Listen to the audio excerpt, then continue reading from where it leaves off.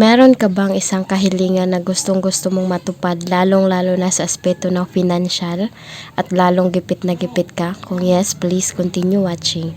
Hello mga kaswerte, panibagong araw, panibagong video na naman tayo, no? In sa araw na ito, ituturo natin ang simpleng paraan, simpleng gabay na makakatulong sa atin upang matupad yung ating kahilingan, lalong-lalo na sa aspeto ng financial. So una, kailangan lang nating kumuha ng mga gagamitin. Una, kailangan, halimbawa kapag right-handed ka, right yung gagamitin mo. Kapag left, left din. And isulat mo lang ito mga kaswerte, tatlong 7. So, pwede mong gamitin yung ball pen o at saka color pen or pentel pen. Wag lang lapis. Again, isulat mo lang ito.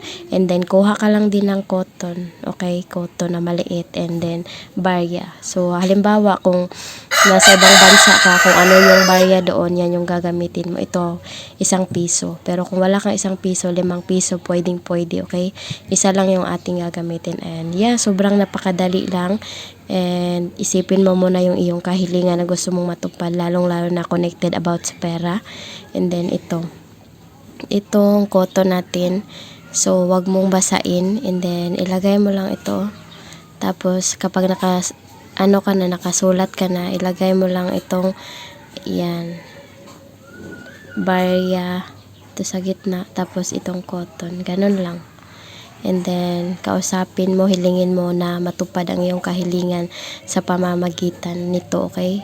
Dapat buong puso mo talaga nakakausapin, and i-shake-shake mo lang habang kinakausap. Kahit anong araw o oras ito, pwedeng pwede. Good luck!